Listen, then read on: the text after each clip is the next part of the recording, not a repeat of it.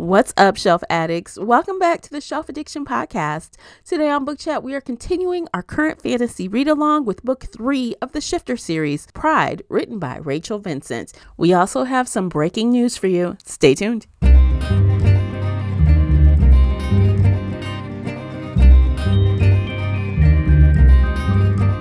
Hey everyone, I am your host, Tamara, and welcome back to the podcast. If you are new here, we are going to feed your shelf addiction with fun book conversations, bookish topics, and more. It's like listening in on your favorite book club. Participate in this discussion by joining the Facebook group Shelf Addiction Official or over on the Book Clubs app. I hope to hear your thoughts on today's show. You can also find me and Casey on Twitter and Instagram. The links for everything I've mentioned are below in the show notes. If you enjoyed today's episode, please support this podcast by sharing it with some book nerd friends or on your favorite social media space. And don't forget to hit the like button and subscribe before you leave. That will really help me out, and I appreciate you for doing so. The uncut video version of this podcast is available now on Patreon. Join us there for exclusive videos, including after shows, special episodes, and more. So if you're into that at all, you'll need to head on over to Patreon and sign up. As always with Book Chats, we talk spoilers here, so you've been warned. Without further ado, let's begin. Welcome back to another fantasy series discussion. Joining me is my fantasy series co-host Casey from Heartful of Ink. Welcome, welcome. Hello. I'm so happy to be here with you. Yay! So we can kind of struggle through this together? Yes. The bonding that is coming out of reading this book is fun. Yes. Okay, so you guys, we are gonna wrap up with our third book in series. We are not, if you missed the announcement, we are not continuing with the Shifter series after this episode. And we are doing a new series, which is shared in our groups. I guess I can share it with you all too while we're talking about it. We're going to be reading This Savage Song by Victoria Schwab in October. And so that is a duology. So we're moving on to that. So you just know this is the last time you have to hear us talk about shifters. And so that's that. So we're going to jump right in. Book 3 is Pride, published January 27th, 2009 by Mira Books and Harlequin Books, S.A. The audiobook is narrated by Jennifer Van Dyke. The paperback comes in at 425 pages, and the unabridged audio is 13 hours and 18 minutes. Casey, please share the synopsis with us. I'm on trial for my life, falsely accused of infecting my human ex-boyfriend and killing him to cover up the crime. Infecting a human is one of the 3 capital offenses recognized by the Pride, along with murder and disclosure of our existence to a human. I'm 2 for 3, a goner. Now we've discovered a rogue stray terrorizing the mountainside, hunting a wild teenage tabby cat. It's up to us to find and stop him before a human discovers us. With my lover Mark's help, I think I can protect the vulnerable girl from the ambitious rogue and the scheming of the territorial council, if I survive my own trial. All right. Big sigh. Where should we start? I want to start by saying I love paranormal romance. I love urban fantasy. I love shifters. I love books where a heroine doesn't take shit from anybody and she stands up for herself and she yells at a council member. I love that. That is what I want to read in every book ever. That is my love language in romance books. But this book has all of those elements, but they're so terrible that I now feel stupider for having read this book. I know. It's like it had all the right ingredients. How does it taste bad? Exactly. How does it taste bad? I feel like I'm in 8th grade geometry class all over again, and I need a tutor to explain each little thing to me.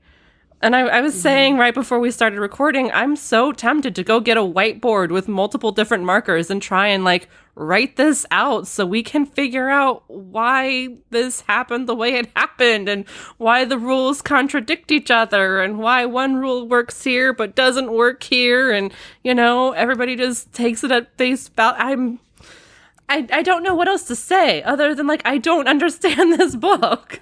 It honestly seemed like a free-for-all to me. Like, whatever the author needed in that to moment, just stir more shits at the time, that's what she went with. And it doesn't matter if it really fits or not. Or if somebody said the opposite, like in the previous chapter. Yeah. Yeah, like, there's a lot of confusion there. I tried not to think about it too hard, to be honest. I could not think about it because I was like, how does this work? You just said the opposite 2 pages ago, but now you're saying this and what? My brain hurts. That guy, I can't remember his name, the biggest douche of the council, the lead guy, he kept like, the author wanted him to be the biggest villain in the book. And he kept like kind of using the system to get his way, to manipulate people, to make it seem like he was on the up and up and he has all the best interests of, you know, all the cats in mind. So he was using whatever. That character was saying one thing today, another thing tomorrow. He was like pulling the things out of thin air we never heard about. And just, it was a free-for-all just so he could get what he wanted, I think. Oh, absolutely. Yes. But okay, so let's talk about the rules of this world. In this particular shifter world, tabby cats, aka women, are a super minority. There were 10 of them in Faith's generation, you know, and I think 2 of them died in book 1. Yeah, effectively cutting off like 20% of their population.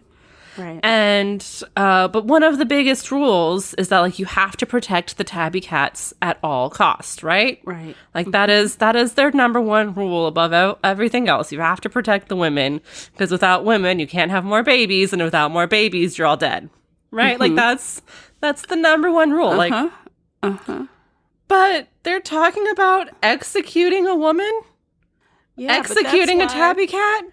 And that's why they made a point to say, well, are you saying you don't want children? Are you saying you have no intention of getting 22, married? 23? I know. And they're she like, if you sign away your ovaries and say you're never going to have children, we're just going to kill you right now. Yeah. What? But I thought you had to protect the women no matter what. Even the mothers who have like surpassed their usefulness. Like, what? I know.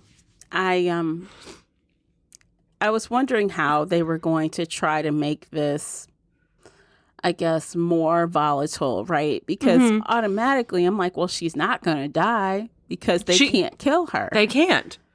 Based on their own rules, if they hurt her in any way, they have to punish themselves. And so if they kill her, does that mean they have to kill themselves based on their own laws? Or are they above the law? Or they made her an exception. They tried to make her an exception. You know. I just don't understand how so many alphas are like, yes, we have lost 20% of our population makers in this generation already. Let's cut out another one, effectively eliminating 30% of our baby makers. We can't get any more women. So, you know, you're screwed all future generations. Yeah. I mean, it's too and they're much, like looking at the numbers, it's too much of a risk to take. I mean, because she could have a kid at 35, you know, absolutely, she could have kids a lot later. So it's not like, and she kind of said, I can't answer that. She did say, the character did respond like, how am I supposed to know how I feel in 2 years, basically, let alone, I can't think about what I want to do tomorrow, she essentially said. And it's like, why So all she has to say is, I don't want children, and off with her head. Which is the stupidest fucking thing I've ever heard. Especially being that the old dude was trying to throw threats around like, I'll take her into my group. Like, oh, you gross dude. Yeah, no, that was disgusting. That was so... Are you... So you're desperate. You're like, I don't care. And at that point, they hadn't determined exactly what Casey, that's the little girl's name, what she was. She could have been a stray, and you didn't care because she was a girl. You just wanted her because she was a girl. You just want a baby maker. That way. Right. You feel that way about her. A 13-year-old child. This guy hates strays with a passion. That was like part of his problem. But yet you're going to kill me, a high-ranking pride woman with a lot of skills just because you're mad. It didn't make sense. No. None of it made sense. And that's the other thing is that, you know, her brother Ryan was part of the issue in book 1 where they were kidnapping and torturing women, which is a punishable crime. You know, he could be executed and probably should be executed for that. Right. But Daddy over here has him locked in a cage in the basement, so it's fine. And he was ignoring the council members' cries for Ryan's head. Like, he's just going to ignore that. But now that Faith may have accidentally turned a stray and then killed the stray, Daddy's just going to let her be punished and executed? But Seems not like it. The white man brother, Ryan? Seems like it. Yes. Yes. I mean, at least the author had made him upset about it. But yes, he was going to do it. So, yeah. And none of the rules make sense. None of the characters' choices make sense. I am just so confused. Like, yes, I agree. And I guess that's the other thing that really confused me. I mean, with all of it. But so for this trial, Faith says she shifted her teeth during sex and cut Andrew's ear and turned him into a stray accidentally. And then, you know, he went around doing bad things, killing people, being an awful person. And he tried to kill her, so she killed him in self-defense. Mm-hmm. They don't believe that she partially shifted. So do they not believe that she turned him? Because when they found his body, there were no great big scars on his back or anything. And, you know, when strays do bad things, they kill strays because everybody hates strays. Mm-hmm.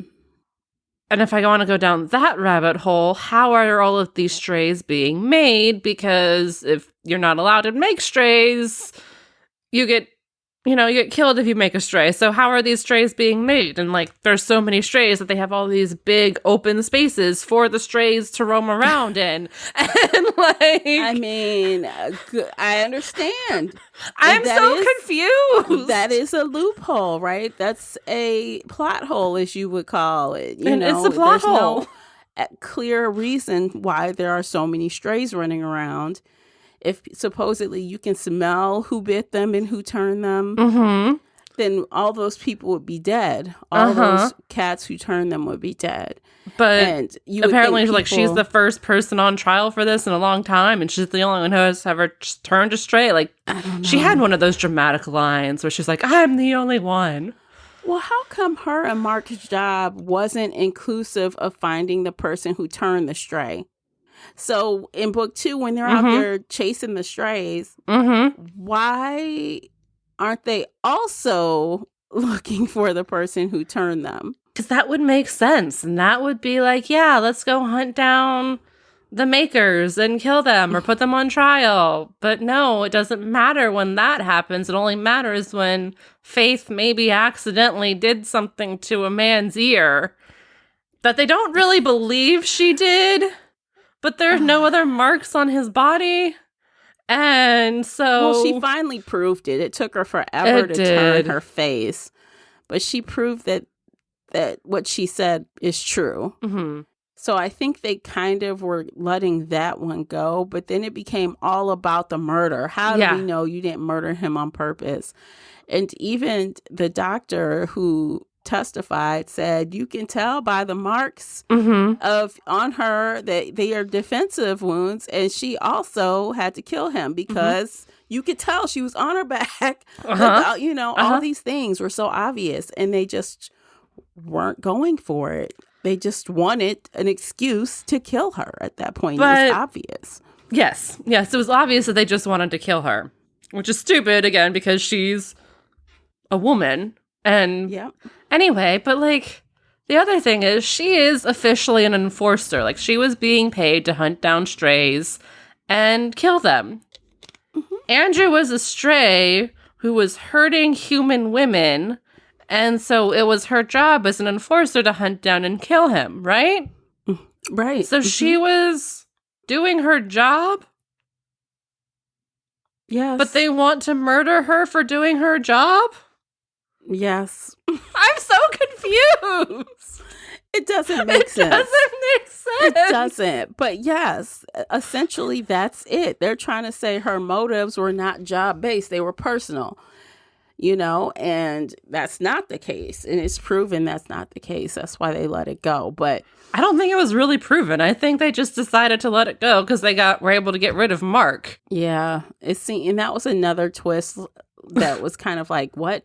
Okay, so the whole time they were trying to get rid of Mark, or it just happened that the situation aligned where they had the opportunity to get rid of Mark, so they took it? They said it was like the original end goal. They were just trying to like fake it by saying that they were going to kill Faith, but really they wanted to get rid of Mark so that Daddy had to choose between Faith and Mark because that's so stupid. It was so stupid. I'm like, how is he the end? Okay, so if Mark was the end game, this was a big roundabout stupid game to get there.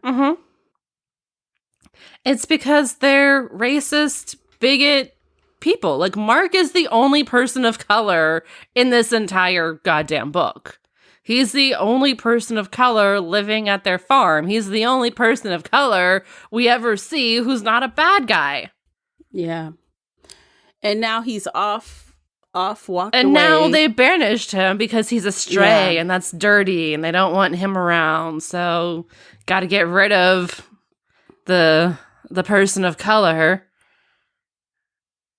Basically. And the stray thing is so bad is they were essentially hoping and praying for any other explanation for the little girl other than she's a stray. And that was a strong theory that Faith had. Like, she could be a stray. Her parents are not. And then they brought the science. I'm like, oh God.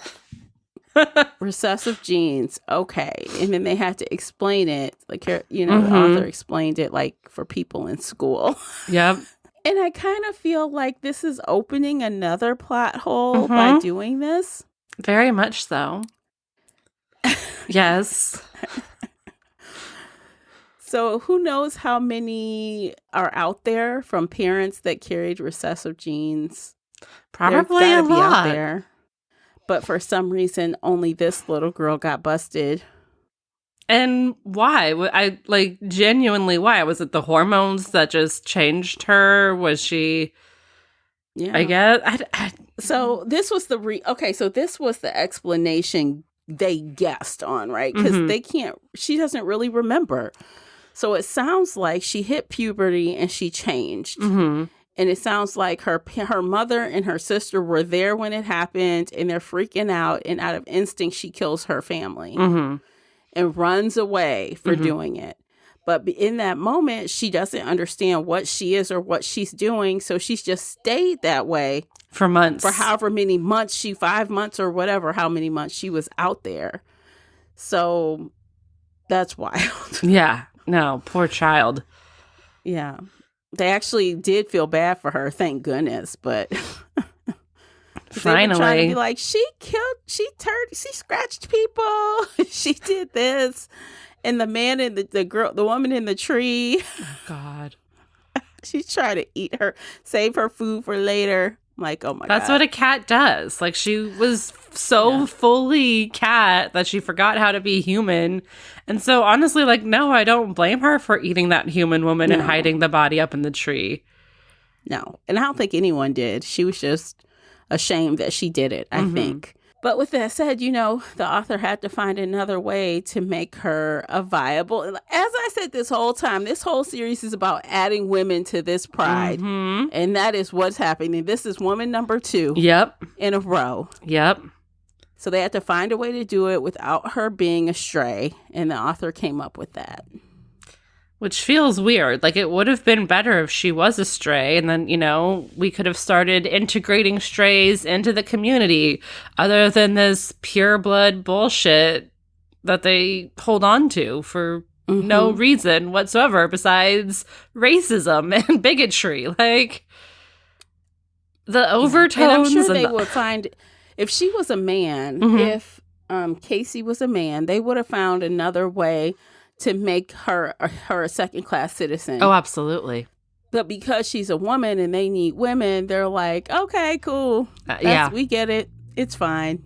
Yeah. You're forgiven for everything, unless you're Faith. And when you're Faith, we're just going to, like, pretend to execute you, but maybe execute you. And at one point, I don't know.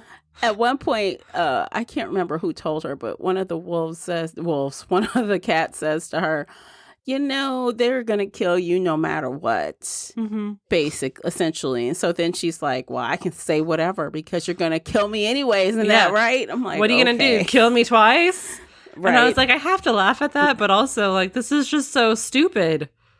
Why are they killing their women off? They're no better than the South American evil bad guys from book 1. And I'm using air quotes for those of you who can't see me because... oh my God, this series. I wish there was more. I wish there were more people of color in there. It doesn't have to be so white. And if you're going to, I guess fairly, all strays are bad no matter what color you are. Because they killed some white strays in the last book, didn't they? And this one, the guy, the leader, was a white Canadian man, so... yeah. And he got his neck snapped, so yay! He did. White guys are bad, too! I know. Oh my gosh. It was interesting. And to top it all off, like, not even getting into the inconsistencies, but just at a high level... honestly, the book was kind of boring. It moved slow to me. I thought it was... you guys, we both literally just finished this book before we hit record. 30 minutes ago, finished this book. For me, less than that. Like 5 minutes before we started. Yeah, no, it was... I was struggling, and that alone, like, sometimes I can push off all the crazy and all the stuff that doesn't make sense. If for whatever reason, something is giving me joy out of it. You know what I'm saying? Yes. If I'm entertained, even though it's ridiculous, I can do that. But if I'm not being entertained, all the ridiculousness just stands out as being ridiculous. Does that make sense? Yes. Okay, so little quick side note, but like, I genuinely love watching those cheesy made-for-TV sci-fi movies, like Stonehenge Apocalypse or Sharknado Before It Blew Up. Like, those movies are so fucking wild and make no sense whatsoever, but the actors just go with it. And I can get enjoyment from watching these actors, have to jump and scream when a giant 10-foot spider pops out, and like, or a velociraptor makes a weird squeaky sound because the studio can't make a real velociraptor sound. Like, there is genuine enjoyment from that, even though it is shitty. Like, it's shitty, but I get genuine enjoyment out of it. Yeah. Reading this book is like watching those movies, but I don't get any enjoyment out of it. Like, there's nothing good. I can't relate to any of the characters. I'm not happy with anything that's happening. I can kind of like Faith, but she hasn't grown at all. This 13-year-old child who has been, a cat for 3 months is more mature than Faith ever was or ever will be. Honestly, and plus, let me just say, y'all, it takes Faith so long. It takes her so long to get to the root of it. When she's questioning the kid, I'm sitting there like she doesn't know how. I felt like a whole page before Faith is like, oh, she keeps asking. I'm like, the girl doesn't know how to change. Why is it taking you so long to figure it out, Miss Know-It-All? I just feel like everything she did was just slow motion. She just couldn't think anything through. No. She, couldn't figure out that Casey didn't know how to shift. She couldn't figure out how to teach her how to shift. Or, when she was asking questions about where are you from? Or what are your parents like? Casey was answering, kind of point blank. This is what I know. This is what I don't know. And Faith is sitting there like, I wonder what this means. Or how should I phrase this question again? Because she didn't answer it the way I wanted her to answer. And I was like, but she just told you the answer. You just wanted to hear something different. So yeah. She is the kind of person where she likes to learn things the hard way. Like, that is her character through and through. Everything is hard. Yes. Everything. Yes. But she likes to say she's a strong, independent woman who doesn't need any man. But as soon as things get really difficult, she's turning in her chair going, Daddy, help me. Mark, help me. I don't know what I'm doing. I need your help. Daddy. It was so bad. She did. And even the scene, again, I just can't with the daddy. I can't with the daddy for some reason. And even when she tells Casey to go into the room, shut the door, go in the closet, and call my father. He's under daddy. I'm like, girl. I mean, every time she says, and I listened on audiobooks, so every time the narrator said daddy, I just cringed. It just sounds bad from an adult woman. It sounds so bad. It sounds so bad, and it sounds so pathetic. It sounds spoiled. You sound like an extra spoiled person calling your father daddy. I mean, dad. And it started on like page 2 or page 3 of the ebook. She's sitting in the council being questioned. Her brother Michael is her lawyer, and she's looking at him, and he's telling her to shut up, and she doesn't want to, so she turns on her chair and goes, Daddy, in front of the entire fucking council. And I'm just like, what the hell? She sounds like a spoiled brat. Like, she does. I don't know how you're able to explain yourself when you sound like such a brat.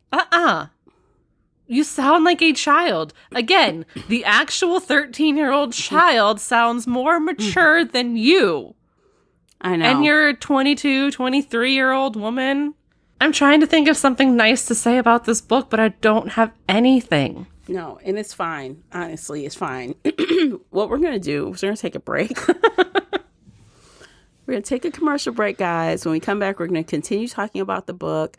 I know I definitely want to address the Mark relationship thing as well. So we'll talk about that when we come back. In the meantime, listen to those commercials, because by listening to those, you are supporting the podcast. And also check out the book review notebook and the book review journal, available on Amazon right now. The links are in the show notes. We'll be right back. Today's episode is brought to you by the Shelf Addiction merch store. Check out all the bookish t-shirts, notebooks, mugs, and more. Don't miss out on these original designs, perfect for any book nerd. Support the podcast and visit shelfaddiction.com/merch and pick up your next favorite bookish item. All right, welcome back, guys. So we are going to continue. I want to shift gears a little bit and talk about their Mark and Faith's relationship. Let me just bang my head on this table first. That'll be nicer. So she is so not happy that they're not together at the beginning of this book. It's her fault, though. yes, it is her fault. 100% her fault. I think she even acknowledges that. Not really. She keeps saying, he broke up with me. He broke up with me. He broke up with me. I know. And it's like, so she might have an understanding, but she's not willing to take ownership of her actions. So then when it goes one step further and Mark is, kicked out, oh, she is enraged. She is sad and mad and ready to fight the world about him getting kicked out. It's like, I don't want him, but I don't want anyone else to have him. But also, so the thing that, again, really bothers me the most is in book 2, he offered her a ring and said, I want a promise of someday. Someday you will marry me. Not tomorrow, but someday. And she flipped out and was like, no, I can never marry you. Blah, blah, blah, blah, blah. You're tying me down. I need my freedom. I need my space. But then every other time she thinks about him, she's like, I can't imagine a future without him. I need him in my life forever. He has to be with me forever and always, but not marriage. And I'm like, he was never asking for marriage. He was saying someday.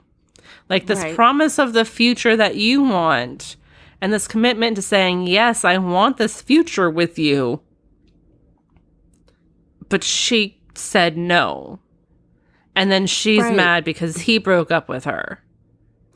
I know. And the irony of it all, to me, was at the end, it seems like they got past it. Somehow. They somehow got past it. They're sleeping together, touchy. Obviously, he's about to leave. Now I need to express how much I want him. He leaves her the ring again with a note. She puts the ring on her right ring finger, not her left. And then she takes it off. Because it's private. Like she wants to keep it a secret. Here we go. So we're right fucking back where we started. And that makes Mark weak AF to me. Yes. Mark should have walked away all those months ago. He should have never come back to her. He should have realized, he should take her at face value because what she says is, I don't want you. And then she cries about him. And I don't know, is there racist overtones of a white woman keeping a brown man on a string, but keeping him secret and only having him around when she wants him and when it's okay for her, but she's hiding the ring in her pocket and she's not agreeing to marry him. And we kind of learned in book 2 that she left him at the aisle, but that kind of got rolled back again to being they were kind of engaged before. But so I don't know if they were actually at a wedding when she left him the first time. I think they were at a wedding. They said, you left me at the altar, right? Yeah, no, that was in book 2. But then this book, it was kind of I should never have left you when I went to college. But they didn't mention the wedding again. At least I don't think they mentioned the wedding again. He said this would have never happened if you had married me and rescheduled our wedding instead of running off to college or something like that. He did mention a wedding. She didn't even reschedule the wedding. She just bust up and left. So yeah, no, why the hell does he stick around? Why? I know he is her doormat. She uses and abuses him. She's that guy he is that guy where I think she does have feelings for him. She definitely feels like they have a good sex life, right? I think she likes that the most about them. Oh, absolutely. She loves his ding dong. So I don't think she wants to give that up. And I think she also knows in the back of her mind, eventually she'll have to give in. So there's nobody else she'd rather do that with than him, right? Not that, hey, I want to marry you. I want to do all this. I think she thinks eventually, because as she said, when she was talking to Casey, like, why did they chain you, keep you, lock you up? What happened? She didn't really like it. She just tried to explain it, but she didn't approve of it. And I think she thinks the same way about the relationship stuff. She doesn't really like it, but she thinks it's inevitable. So Mark is her best option. So she's keeping him on the hook because if I have to be chained to somebody, I'd rather it be him. Yeah, that makes sense. And that's kind of her whole character personality, except it makes her a terrible, terrible person. Like, yes. And then we have to have these super surface thoughts of like, oh, but I love him. Oh, but I can't imagine my life without him. Oh, I need him forever and always. But then, 2 seconds later, she's screaming about how much she hates him and never wants him. And like, this is consistent throughout the first 3 books of the series.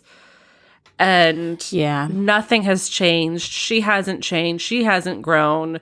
He said he was done. He said he was walking away, but he's still like orbiting her circle and still around her and still can't actually leave her. And even in the end, when he burst in to rescue at the last minute, I'm like, you're not even supposed to be there. No. He's supposed to be long gone, but he can't be gone because he loves her that much, even though it doesn't make sense. And just like, what? And this comes back around to what I think I originally said in the first episode. Faith is just straight unlikable. And I think it was a mistake for the author to make her so unlikable. I don't even know if the author knows that she's done that. I don't think so. I think she thinks she's made a likable, unlikable heroine. And I love a good, unlikable heroine, but there's always some kind of redeeming quality, whether it's that self-awareness of, I know I keep fucking up, but this is why I fuck up, and this is what I want to hopefully do in the future to keep myself from, like, that self-awareness is so key to the unlikable people, the unlikable characters. Faith doesn't have that. Yeah, I try to think about every heroine that I really enjoy that has a strong personality. To me, they are likable. They are. They just have a lot of opponents, but they are likable people. Like, for example, in Janine Frost series, Kat is very likable. People love her. They like her. They all want to be on her team once they get to know her. But she has a lot of opponents. Yes. Same with Mercy. She has a shit ton of people that will back her. Everyone loves her. But yet she has a lot of enemies. Yep. So I think that's different from being unlikable. And I think Faith is unlikable. Like, she's so bratty and she's self-absorbed, head shoved up her ass, so codependent on her daddy that she has to turn to him every 2 seconds. She can't think about the consequences of her actions in the moment. Like, she opens her mouth and yells at people, and she can't think about how to say something without being a bitch. And, that kept happening over and over and over again in her trial. She would open her mouth and make things worse for herself, but get mad at everybody else, even though it was like genuinely her own fault for yelling the stupid shit at these old assholes. And she keeps doing it. I got so tired of people trying to grab her wrist and yank her down, cover her mouth. Like, she would not shut up to save her life. Like, her... And she almost, like, deserved to be executed for all of that shit. Like, come on. I mean, even in the end, her father said, I'm telling you, you are going to sit the fuck down and shut up because I need this. We need this. He basically had to tell her off. Yeah. And did she listen to him? Not really. No. Not really. And that is, one more thing I don't like about her is now if it made sense, then maybe I could let it go. But the problem is it doesn't make sense. It doesn't make sense. It doesn't make sense. And I'm not cheering for her. Like, yes, there are a couple good zingers, but for the most part, I'm sitting here like, no, you're digging your own grave. Be smart about this. Outsmart these old assholes. You know, don't just bend over and show your neck. Outsmart them. Outplay the game. But she had to be told that there was a game, and then she had to be told what the game was, and then she had to be told who all the pieces were, and how they're being moved around, and how she was actually a pawn in this whole thing. She literally had to be hand fed to her because she's so dense. All she does is run her mouth. And like Mercy, who we both love and adore. Mercy figures stuff out. She lets the old assholes, you know, say stuff in front of her. She just kind of smiles and nods. And then she goes off and does her own thing and screws over the old assholes. Like, if we had Mercy in this book, none of this shit would be happening. None of this would be happening. And that's the thing, though. It's not even about having a perfect heroine, because I've complained about some of the stuff Mercy does. Yes. So she is not perfect, but she still, I think, does to that character's best ability what she thinks is right. Yes.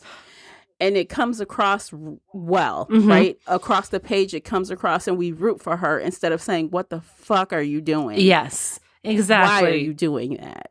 Right. Yes. Like in the last Mercy book we just read, Silverborn, Mercy made some very stupid choices that, you know, caused a lot of issues.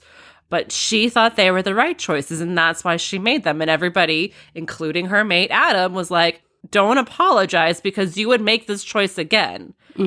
It had a really bad fallout, but you would make this choice exactly the same all over again. So don't apologize for doing it.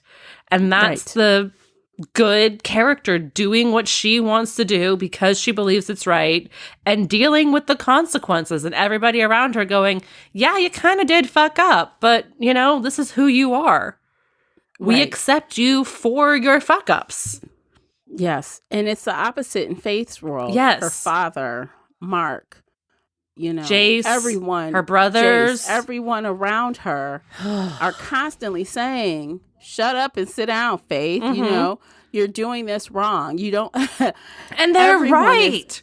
Yeah. And that's not cute to me. It's not cute. Why would I become vested in Faith as a character if her own people can't be vested in her? At least Mercy's people support her. Yes.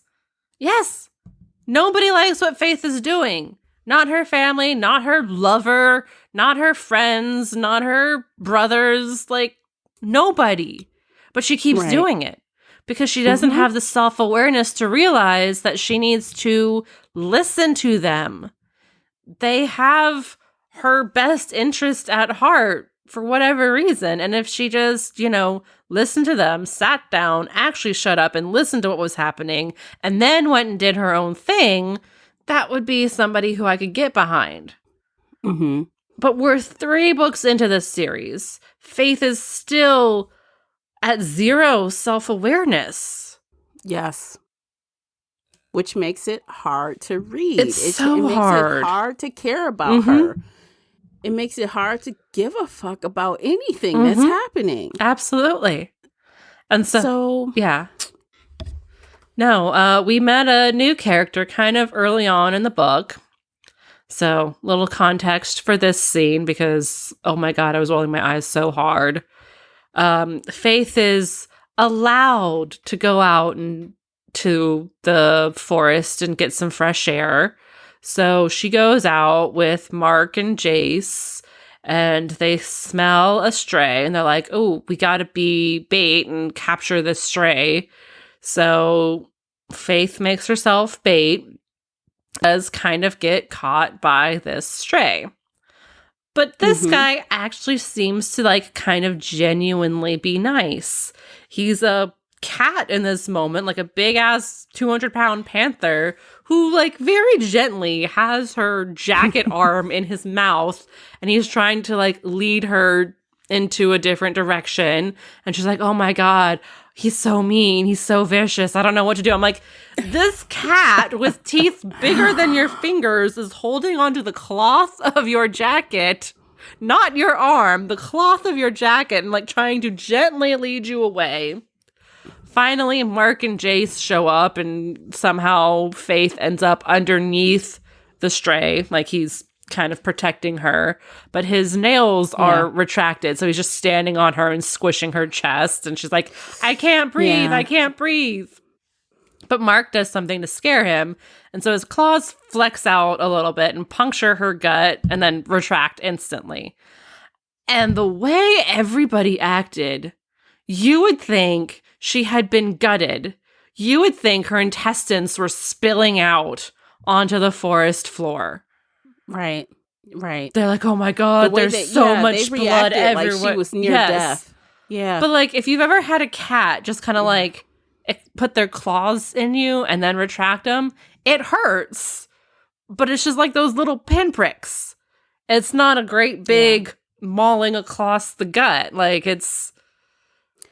Now, I do have to wonder, so, like, if a little cat, because I have had a cat do that to me. It's like, ow, you know, it hurts. But imagine, like, the claws being, I don't know, 100 times bigger than a cat's claws. So it is. It could stab some organs in there. It could. But, like, they start screaming and crying, and they have to call daddy, and they have to get all of these people, and they have to put her on a stretcher and carry her out of the forest. Like, she can't breathe or walk herself, and then she got something like 20 stitches, and they're like, that's so much better. And then someone else got 100 stitches, more than 100. And I'm just like, I thought you were a strong, independent baby woman. Her. I thought, like, no, she likes to be babied as well. She likes it. You know? But anyway, we end up finding this stray, and they capture him, and they bring him back, and they start torturing him. And I'm like, hey, I kind of like this guy. He seems kind of sane. He seems kind of nice. He's a stray from Canada. He's only been here a few weeks. Like, he seems to be cool. I like him. And they, get all his name and information, and then they eventually let him go. And then at the end of the book, it comes out like he's this crazy, raving, psychotic alpha stray who's made a bunch of other strays, and they're trying to take over this land, and they're cannibals. She calls them Hannibal. Oh my God. And they're like, this one dude is like just eating somebody. Just eating a human as a human. Eating. Like right. Like, he's not even turned, and he's just going to town. It's disgusting. And I was like, wait a second. What happened to our nice, sane guy at the beginning of the book who was, like, gently trying to lead her away and obviously not trying to kill her? But everybody was so shocked and so just like, oh, he's evil. He's evil. He was a white man. Which, by the way, how do you do that? So if you're turned... How can you be human eating a human? How does that work? He was so fucked in the head. He was like feverish and sick and demented and probably already kind of psychotic and ready for, I don't know. I genuinely don't know. It wasn't really described or explained. No, it's gross. But again, like Faith hunts him down at the very end. He's threatening to hurt Casey. She has his neck in his mouth. He starts stabbing her, and she's like, should I kill him? I don't know. Is it self-defense? Right. I don't know. What do I do? And I'm like, you're a goddamn enforcer. Here is a stray who is hurting people and hurting you. What is your job? Kill. But maybe they will kill you because you're a woman and they want an excuse to kill you. I don't know. But again, she just figured out you're going to kill me any fucking way. So what does it matter? Just do it. Exactly. What does it matter? Exactly. I don't know. It doesn't matter. Nothing matters. I don't know. I genuinely don't understand this book. And I went on Goodreads right before we started. I have at least a dozen friends who have read this book, and they have all rated it 4 and 5 stars. And these are Really? friends who I know and trust. And I'm like, I like the books you normally read. We can swap recommendations. Like if they said, hey, Casey, read this book, I know it would probably be a pretty good book. But all of them rated this book 4 and 5 stars. And am I dumb? Like, am I just, Well, what am I not getting? no. Well, I'm not going to say you're dumb because that would mean I'm dumb if I didn't like it. So no way. I just think maybe we're not in the right zone for it. I don't know. Maybe. But like this has all the elements I should like. I want to like it. I just read it and I hate it. And I questioned everything. And again, like I was on page 2 going, what the fuck does this even mean? Why are you killing a woman when you have 7 left? Let me just say, I just scrolled through a couple of 2-star reviews. Good. And the stuff that they didn't like is stuff we didn't like. Okay, good. So maybe we're just paying attention to different aspects of the book. Or maybe someone just is so into... Maybe something happens later that people love so much that they're giving the earlier books higher ratings. I don't know. I'm so confused by this. Yeah, I don't. I don't get it. Like I genuinely. Yeah, I don't either. I want a whiteboard with multiple different colored markers to show me like, okay, this is the rule that says you cannot hurt women, but you can break it when they break this rule. And this is the rule that they can break. That means you can hurt them. But in the next chapter, it means the opposite thing because you can't hurt Casey because she's a woman. But, oh no, she's a cannibal. But, just push that under the rug. She's 13. She's a child. We want her. Like, what? I don't even care that much to find out, honestly. I don't care that much. I'm not interested enough. Now, yeah, just no, that's it. I'm just not interested enough. So, unlike you, I want to put this behind me and just move on. I don't want to deal with this anymore, period. I think I'm done with this after today. Like, I'm walking away. I'm done. I can't. Yeah. So... whatever reason people love it, good for them. Yeah. It's just not something I can enjoy. I just can't wrap my brain around it. I need somebody to explain it to me, but I don't want that explanation because I don't want to think about it anymore. And even if I got that explanation, I still won't read anymore. I'm officially done with it. I don't...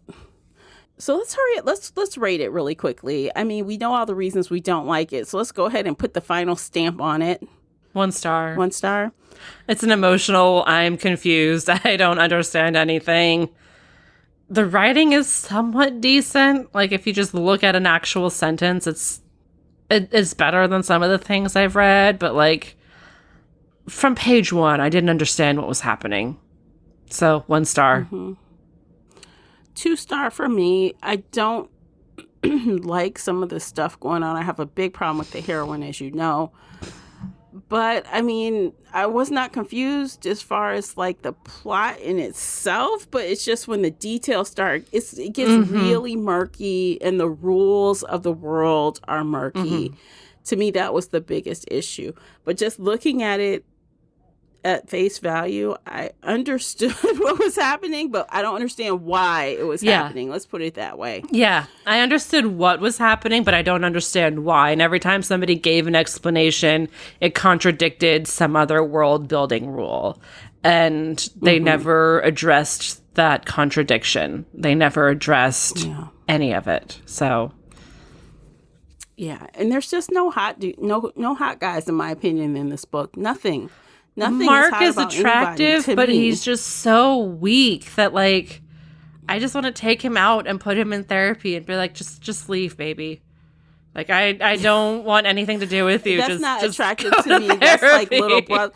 That's little brother status. Let me treat you like someone I need to take care of. Yeah, and take care of. That's not sexy to me. It's not sexy. Let me help you. But also, like, he is the only person of color, so that makes him a little more attractive than all the other generic white guys around. Like, again, 1 star.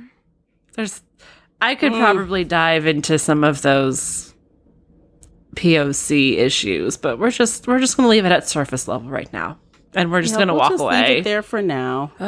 So that is the end of our journey into Shifters by Rachel Vincent. And you guys know I feel a little bit bad by not finishing. I really feel odd for not finishing a series, but I refuse to do it to myself and to you, Casey. I refuse to do it. Thank you. I appreciate it. Because, I feel bad walking away, but also it was so hard for me to read this book. I don't think I ever could have finished it if it wasn't for the podcast. And again, I finished it half an hour before we started recording. And that was because I was inching my way through it and just okay, just another page. We're so close to the end. Just get to the end. I know. And I don't think, you guys listening, I would not want to put you through another hour of hearing us complain, because that's what it feels like, an hour of complaining. And I don't enjoy that. A little bit of ribbing is fun, especially when things don't make sense or something is off. A little bit of it is fun, but it gets exhausting when you're doing it for 3 books in a row for an hour each, and you don't see any signs of it changing. So that's why we're quitting. Yeah. Yeah. Yep. What else can we say? I don't have anything really nice to say about this book, and that upsets me. I want to say something nice. I don't want to yuck on somebody's yum. I want to enjoy this book, but there's nothing I enjoy about it. Mm-hmm. And if I could play a fun, what's Casey's favorite plot hole? That doesn't work if everything is a plot hole. I know. That doesn't work if everything contradicts itself.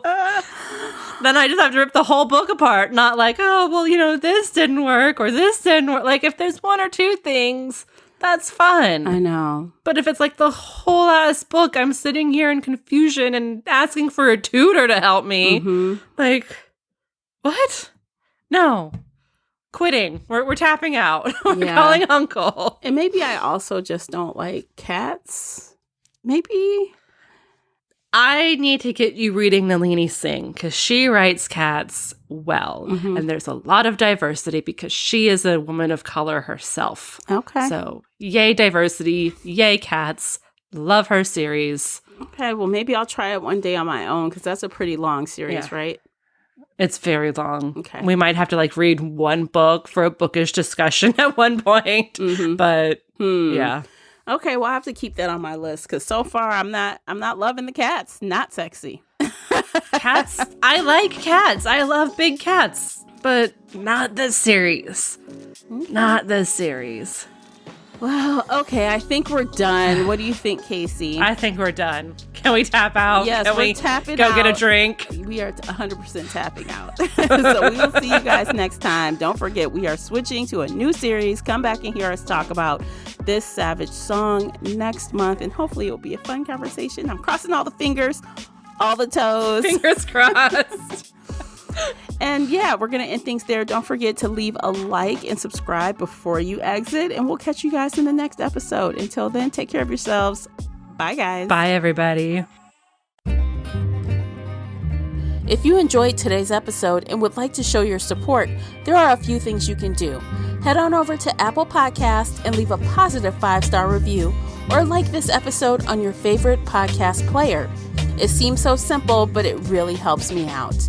You can share this podcast with other book nerd friends or on your favorite social media space. You can also join the Shelf Addiction Patreon family. For as little as $2 a month, you will help us produce even more awesome content for your ears. You can also consider joining the Shelf Addiction official Facebook group, where we talk all things bookish and more in a safe space. The Shelf Addiction podcast is a part of the Nerdy Maven Network. You can also reach us via email at info@shelfaddiction.com. Thank you for listening.